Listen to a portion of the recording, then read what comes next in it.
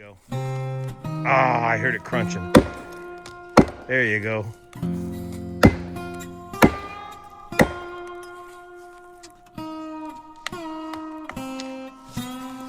Come on. There you go. It's all clean. So let's take a look. Yeah. So we'll clean this up. And here's what we're looking at. I burn a lot of wood at the BLANCOLIRIO Global World Headquarters. Mostly I scrounge it up after it's already fallen off of the ground. But tonight we've got a tree still standing, the remains of a tree. Where is it? Right over here, the cedar tree. Eric calls this thing a stovepipe. This thing busted off and we got it cleaned up, but we want to take this down. So I don't do that kind of work, but Eric's been doing it forever. This is Eric Ayers. He's a retired CAL FIRE chainsaw foreman, and he's worked with loads of crews training chainsaw safety over the years at CAL FIRE. And he's got, I did this video review of this saw when he first got it, the 500i fuel injected chainsaw by Steel. Amazing piece of equipment. So Eric, you're all retired now from CAL FIRE, right? Yeah, so I retired from CAL FIRE after running the fire crews, but I'm working for a contractor doing the power lines. Like, we're clearing the power lines. They do a lot of mastication. Mastication, and then the fallers that we work together is, if the right way that they're masticating, if they can't get it with mastication, then we'll go and fall the trees. And they'll come back and we'll limb them, and then they'll grind it all up. So. And what was your work at CAL FIRE with what do you call them, the young folks that got in trouble? Oh yeah, so the term prior to now, it used to be inmate fire crew, but they're a firefighter crew for CAL FIRE. And yeah, it was an amazing job. I spent 18 years working as a fire crew captain, and then 10 years on the heli-tac program. So a lot of hand crew stuff with chainsaws and drip torches and burning. So I just had to have a passion for it. And then in the winter time, in Nevada County here, I actually get a lot of work through people, just word of mouth. I don't even really advertise. I went and got my landscaper's license. I got liability insurance and all this little stuff. And I just, like I said, just word of mouth. And people have been just hiring me to do what you see here. A lot of fuel reduction, mostly understory thinning and burning, and just keeping it fire safe. Because a lot of people up here are losing their insurances. Oh yeah. So, you know, trying to help show that they're making an attempt. And you can look in this stand here, and we could do a lot of thinning in this stand. Yeah, there's plenty of work right next door. Yeah. So good. So show us this technique here. okay, there's no hangers or widow makers. I'm looking up. This is a stovepipe, basically. So we don't have any limbs that give us lean one way or the other. So all the weight's kind of sitting down on this tree. So likelihood we're going to use some wedges to help wedge it over here. And since we'll clear out this opening here. It's head there. Yeah, and so you can be able to pick it up nice and easy. We'll go ahead and get all our cut sequence in, and we'll go and get it on to the ground for you. Okay. Yeah, I remember when it was brand new. Yeah, and then obviously I've added some stuff over. So what have you tricked it out with? Well, the air filtration from West Coast Saw, and then I put the side cover, and then the dogs from West Coast Saw. Yeah. So those are some nice falling. Like, if you take these, if you were to come right here, I'll show you on this tree here. What's that bar length now? Oh, this is a 28. Okay. So it's just, but see these dogs? Oh yeah, look at just. I can almost cut one hand. I mean, I wouldn't. Not recommended, but it's these so dogs short. are amazing. These dogs are absolutely amazing. Gordy over at West Coast Saw, it makes it so much easier to have these big dogs for falling. So yeah, let me fire up. I'll make a little noise. We'll buck this up for you, and then we'll put that one down. Okay. He's going to demonstrate a safety tip about chain speed here after he cuts.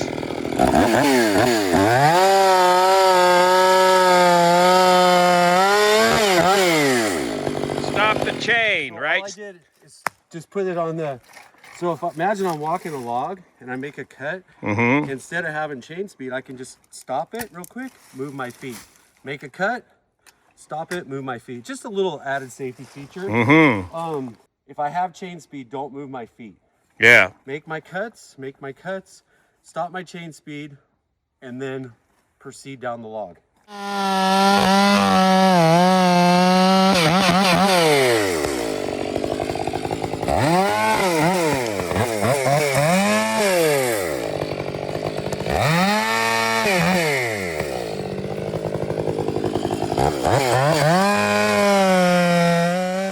Another thing I like to teach too, one is always have a full wrap on the handlebar and a full wrap on your trigger here. So my full wrap on my thumb here, you never get on a dirt bike and ride it like this. Right. And then full wrap on this portion where my throttle control is. And then I always teach this motion here. This is the only way to set the chain brace. The reason I say that is if you're making a cut here and the saw kicks back, it's automatically gonna stop. Where if people get in a habit of doing this, really bad habit. If you have any chain speed and you miss your chain brake and you don't have this, I've seen this, 55 stitches. So I always tell people when you're first learning, it doesn't matter if you're learning or professional, this is the motion that sets the chain brake. If you switch hands, for some reason you're making a cut and you're on this side, but it's always just roll that wrist. Got it. Good tips. There we go. Hey, show us that technique again. The thing wasn't filming with your the fingernail for sharpness. Oh, so I just take the back of my nail and I go just like this, and see how it's holding that fingernail. Yeah. And it's got it. You know it's nice, like a cat's. I call it. I can just feel it's nice and sharp. That's this section of the right-hand cutter right here. Yep. Another little thing I always say is when you're it shows about the tension. Yeah. Just kind of let it. Yep. And then that looks good. And then never pull back. Never pull towards your cutters if you want to just make sure it's in. Always go away from your cutters. Never pull towards your cutters. And some people I'm sure would say, why don't you have gloves on? Of course, you should. Most people, I would say that when you're going to need a bandage is when you're filing your. So if you're running it correctly with both hands on the saw, you should not need a bandage. So while we're talking about the chain, let's talk about the rakers. This is the cutting tooth here, and this is the raker, the thing that gets the chips out of the way for the cutting tooth. The height of this raker compared to the height of this tooth is critical. By the way, Eric's teeth are pretty well worn down, but he wants to get the maximum life out of these chains, so you continue to sharpen them, and the tooth gets smaller and smaller. But here's his general rule of thumb about the height of these rakers. In the corner of my right-hand cutter on my nail there, and then I come over, I always suggest do a raker gauge. But with that said, he'll put them at 20, 22 thousandths. If you get them too low when you're using on hardwood, they just build up. Well, what happens is when you do sideboard techniques, it's just like, it's pretty, it's not smooth. Yeah.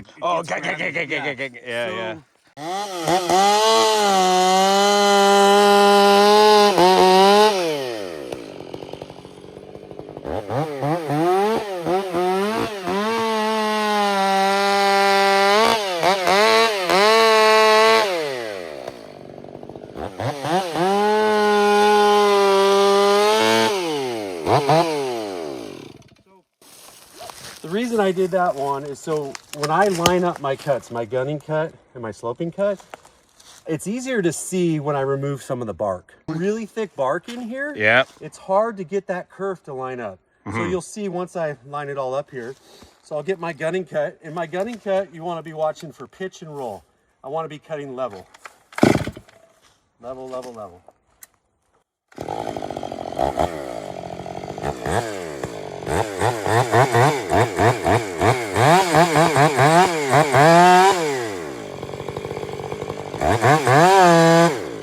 Okay, so now if you come around here, if you're just learning to cut, you can start to, I used to take a water bottle or a level and I'd put it right here. And what I'm looking for is that the pitch of the bar and the roll is level across the tree. And the way I used to develop my sawyers to cut level, just take a stump like this in the woods and practice cutting level. That's my on side of the power head. If I was going to go with a full wrap power head, I could take that saw and I could come over to my off side.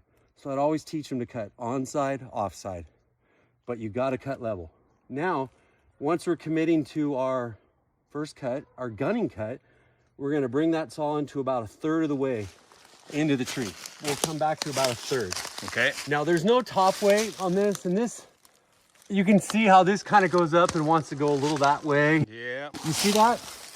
So it's gonna. Yeah, I'm thinking it wants to go that Yeah, the opposite way. It kind of wants to go that way a little bit, so I might have to work a little bit to actually get this to come right into that.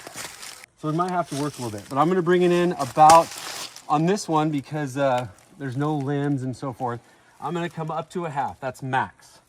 And now that I'm on my guns right here, Warren, I'm on my gun sight, right on that gun sight, I can do two things. I can bring the power head around to my halfway point and I can cut back to my guns, or I can just continue to bring that power head straight in. Mm-hmm.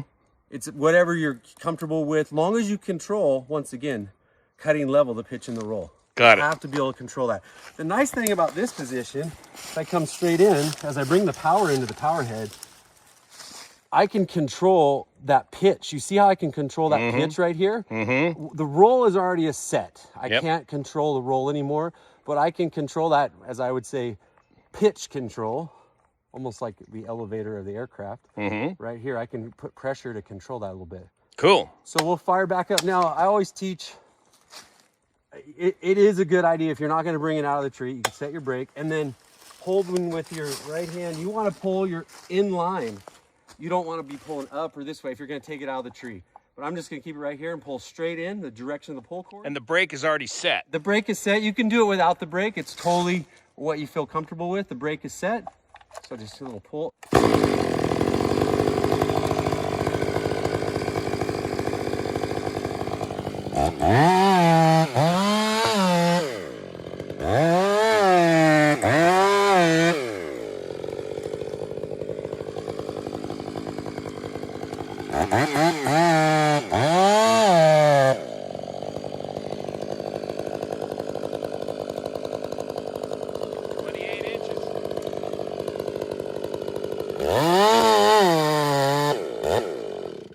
Okay, so we're rechecking our guns. And then another thing is we want to always make sure this is the 28-inch bar. Yeah. And we are just right there. Right at the max. Yeah. Now there's no tension on that bar at this point. That tree's not shoving down on that bar, squeezing it. No, there's no pressure because, you know, if I was to go farther, obviously there would be. But I'm as far as I want to go until I'm going to set up my sloping cut to create my undercut. Got it. Okay, so now I've double checked my guns. I'm right here, right there on that, right there. Tiny bit left, right on the muffler, right on the O of the Honda. That's what I've gone for. Fortunately, the tree's shorter than the distance. Oh, for sure. Otherwise, I'd have you move. Okay, now I'm going to pull this out here. Fire up. And then we're going to bring it up and over the top.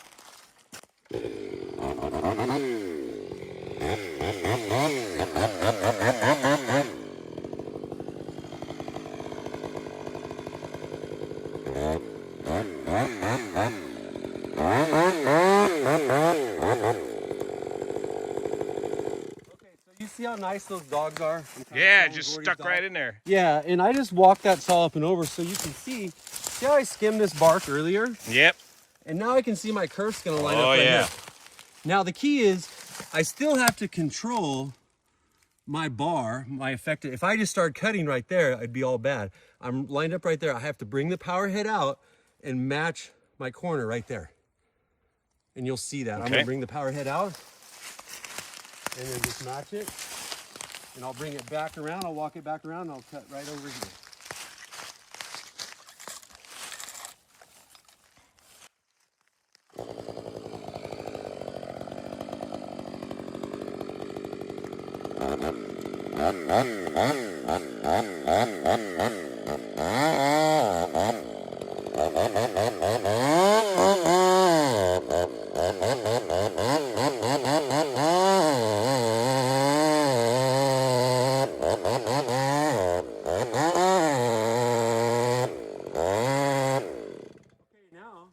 I can hear it working a little harder now. I can check my guns right here. See, I'm going to be getting right back on my guns. And this is all technique one that I'm not underbarred. I'm not underbarred and don't have to double cut. So I'm bring my... Meaning your bar is too short. Your bar is just long enough to do this. That is correct. My bar is just long enough to do this. So I'm here, bring it down until I match up that curve. And then we'll take that curve. Yeah, where's that other curve? Right. Yep, it'll come in right Here, I'll pull this out. Oh yeah, I You'll see. see it right here. Yeah. I'm gonna cut right down to that curve.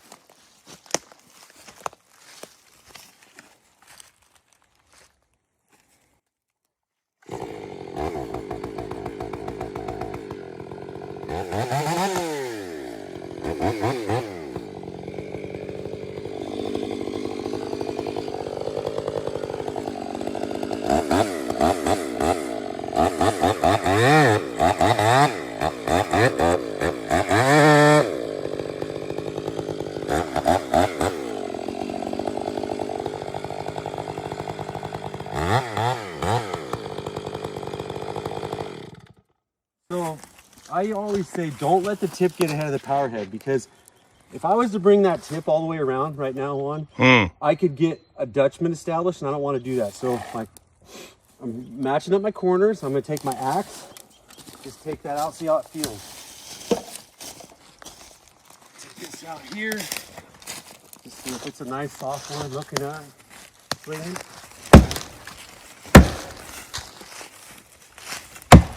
There it is. You just whack that with the butt of the axe. Yeah, the butt of the axe. Yeah. Okay, so now I have a little cleanup to do. And yeah, there's some cleanup here, clean up this kerf. And we want to get everything nice and cleaned up. So I'll come right down on this plane here, clean that up, and then clean up this one without creating a Dutchman. What's a Dutchman? A Dutchman would be, see how I see right here one? Where If you overshot or something? Yeah, see how my gunning cut, see how my gunning cut is right here? Yeah. If I was to leave that, that'd be a Dutchman, and those are Dutchmen for, I would say, intermediate, advanced people. Don't leave Dutchmans. Professional loggers will do things with Dutchmans to move trees and so forth. But if you're just learning to cut, don't leave a Dutchman. And I'm going to clean this up and show you how to get rid of. See this?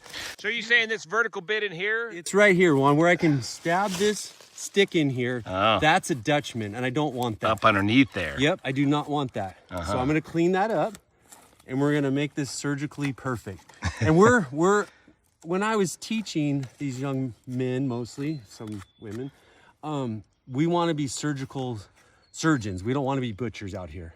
We get paid by the month, not the board feet. We're falling for safety purposes, and getting paid by the month. We're not falling for the board feet. So a lot of professional loggers that would look at this video and go, "Oh my God, he's slower than dirt," or whatever. But the key is level, level, level gunning cut. Now I'm going to clean this up, and then we're going to reevaluate, and you guys can take a look.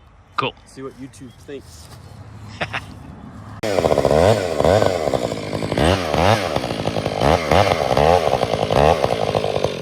Okay, so now there's our gunning cut, sloping cut, and then if we had if we said you could look at this tree here, we're definitely right at the halfway mark, right? So you can go from a third to a half. There's no limb weight tipping this over. So we're gonna have to do some wedge techniques, and I'm actually gonna have to board out, because if I leave all this fiber on this hinge, I'll draw out the hinge real quick. I'll draw out the hinge on both sides, and then I'll show you why I'm gonna bore this tree out, because I don't wanna fight it super hard. So I'm gonna show you, I'm gonna draw out the hinge with the tip of my chainsaw so you can understand that. Okay. The nice thing about that is your 2-inch hinge, if you take this right here, if you go 2 inches here, 2 inches back, and then 2 inches up, it'll kind of give you your measurement of your hinge.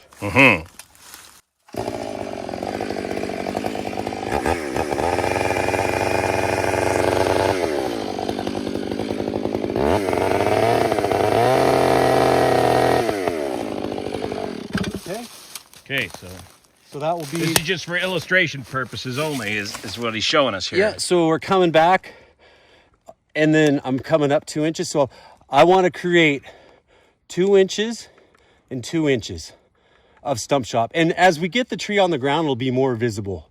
The key to understand, the corners are everything. So now I'm gonna, because I know I'm gonna have to use wedges to get this tree to come up and over, I'm gonna do what's called a bore technique.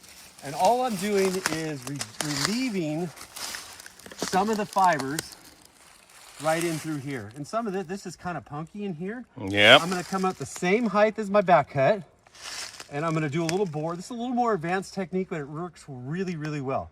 I'm gonna bore in and I'll still have my corners. Do not wanna lose my corners. So I'm gonna bore in and then we'll do a little bit more.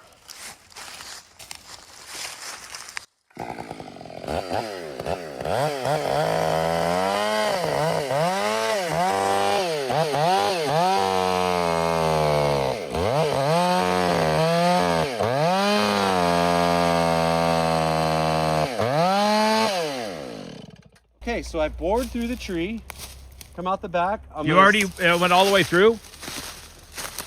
Not quite. It should be right here. Oh yeah, there it is, yep. So now I know the height that I bored, so that I'm gonna use that same plane right here. Imagine this, I can draw it out with the saw, but that's gonna line up right here. Got it. Okay, so I'm gonna go ahead and start cutting. It's already bored out. The nice thing about it is when I drive the wedges, I can drive a wedge all the way through. So if I have it's got a place to put that wedge, the bottom. So if I was driving a wedge and I did not do a bore technique, I would hit fiber right here. This is my fiber of my hand. Yeah. I would hit right here one and it would stop and I just beat my wedge to death. Yep. And it wouldn't do anything. But now I bored it through. Yep. It'll wedge right over. It'll wedge right over. And how wide was that bore? It's pretty wide. I went pretty wide. The key is understanding, do not lose your corners. Yeah. So the reason some people say you should never bore from the front. Well, I know that this tree is not, for me boring from the front right here. Yep. I can visually see it easier my height. I can visually see it a little bit better on my bore. It's easier to see it in this face cut versus if I go to the back of the tree, I can't see it as well. So if it's a good sound tree, I just come in from the front and bore it from the front. Got it. Okay, then we'll go ahead now. To do our back cut, you have a couple things. Is you always want to recheck your guns from the side that you're cutting on because it can change the orientation. So we want to recheck our guns. So if I'm going to cut on this side of the tree and I'm going to beat on this side of the tree, I'm going to recheck my guns right here, making sure everything's set up. Recheck my guns, which I'm good here. I'm good here. Next thing you want to do is you want to make sure the saw's got enough fuel. Yeah. I mean, you don't want to be in... Oh, yeah, you don't want to flame out now, man. The next thing you want to do is you want to reconfirm your escape route. So if I'm on this side of the tree, I'm going to walk out this way. Let's clean that up. Make sure the escape routes are good. Yeah. And the likelihood is on this tree, I'm going to have to go to both sides. And then last but not least, before you commit to your back cut, OSHA says you got to turn off the saw and you got to yell out, back cut, tree coming down. We're right here and this is not really tall. And we can see we own 1.5 times the height of the tree. So we'll put our back cut in and start wedging to get this thing to come up and over. I think I'm going to have to work a little to get it to go over there.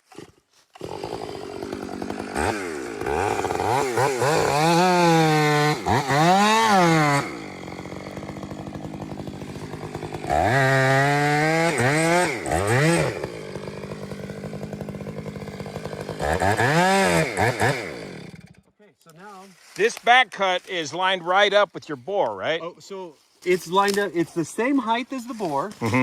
But what we need to understand is this is a great technique to learn right here. If you take your back cut, your saw, we pull our saw out. The bottom of the bar right here has to be parallel to this first gunning cut. So we're making a railroad track.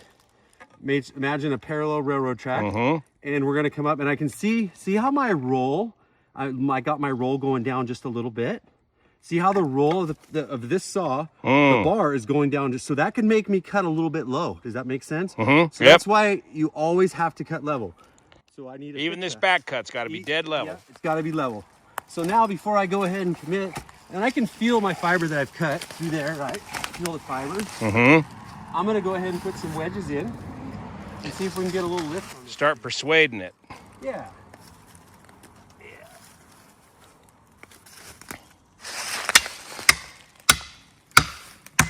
Okay.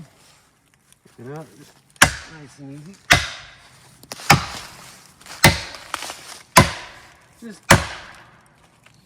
The key is I don't want to get my saw split. There it is. Okay, just like so. And I'll make sure I'm square to that. You know that bore cut we talked about? Yep, you're sliding right down that bore. Yeah, I'm just nice and easy. Okay. That. And I'm going to cut just a little bit more. And this is where you want to be surgical about this. Don't get in a hurry.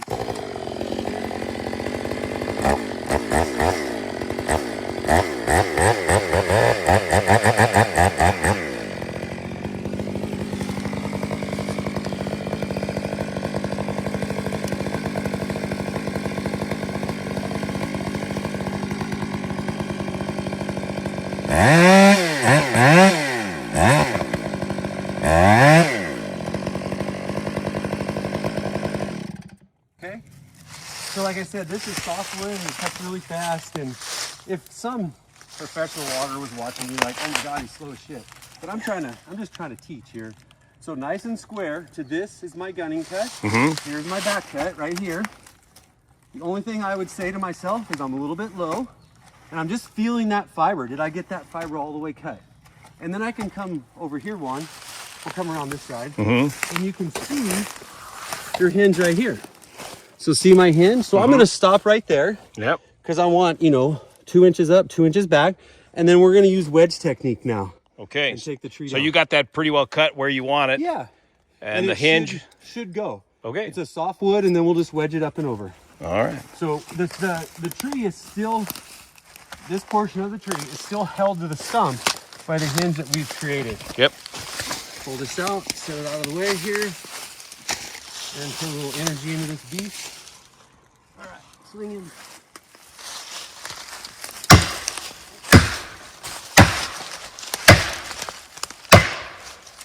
Yeah, she's going. Yeah. So now, She's persuaded. yep, and the thing is though, is there's no limb weight, right? So we're getting it up and over, but there's no limb weight. So the other technique you can do, you might have to double stack these wedges. There's single taper and double taper. But let's see if we can get it here.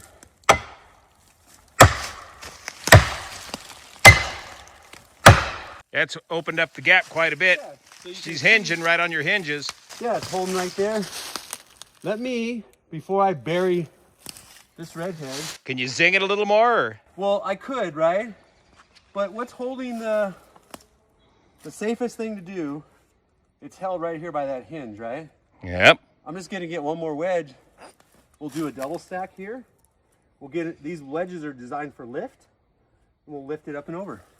Let me grab one more.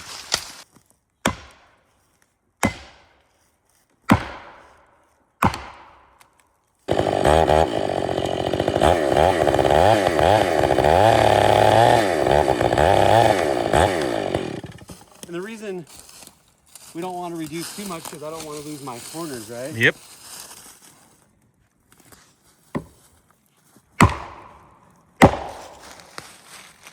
There you go.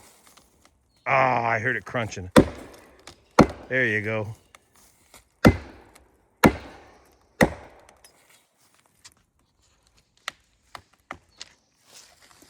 Come on. There you go. So now it's all clear. So let's take a look. Yeah. So we'll clean this up. And here's what we're looking at. So this fiber right here, these corners. There's your hinge, here and here. That yeah? is correct. If And I didn't bore like- that, So here's your bore, Yeah. all the way through, and it created 2 hinges there. And I'm stubborn, some bitch, even after there's that. no top weight. So I brought that in all the way to here. And if I wouldn't have bored, it would have been that much harder. And I probably could have even reduced my corner, but we were always instructed at the minimum 2 inches tall, 2 inches back. Gunning cut, so 2 and 2. This is a good corner, good corner. We never lost control of the tree. We had 100% control, the directional control of the tree. It just took us some work to get it up and over because there was no limb weight. Yep. And you see why I went halfway? Because I knew that if I didn't get if I only went a third, it would have been that much worse. Oh, yeah. I wanted this to be like a teeter-totter fulcrum. As soon as I could get it up over the top, I thought this fiber would clear. Anyway, so level on my back cut. Here, level. My sloping cut, or my gutting cut is a little low, just a little bit. So what I'll do now is I'll just clean these fibers up so no one pokes them. Clean this up and buck this up real quick. And we're done. Yeah. Just that simple, folks. Right. Well, as soon as I pulled up there, I was like, oh, a leaner, no equipment, great. Because you put a bucket or something at the top. And just it's push. so much easier. Yeah. Yeah, I was like, oh, great. I was like, I just saw that tree. And I was Where's like, the bucket when we need it? Working with that equipment in the woods is so nice. Well, we made it towards the right rear wheel. Good job. Oh yeah, let's take a look here. So here's my gun. So I pulled this tree. I always critique myself. I pulled it just a tiny bit. I pulled it right. Yeah. And it's kind of interesting is I was looking at that tire and I was like, what would hurt if I just moved over to the right? Not much at all. Nothing. And so I pulled He planned it that way. Yeah. Yeah, to plan on beating it up and over. Well, it's on the ground safe, that's what matters. Stovepipe trees kind of suck, huh? With no equipment. It's nice to have a piece of equipment just to push at the top. With no limb weight or anything. It just knock it right over. Yeah, it's really nice. Eric Ayers retired from CAL FIRE, professional chainsaw instructor for CAL FIRE, right? Yeah, that's okay. Close enough? Close enough, Juan.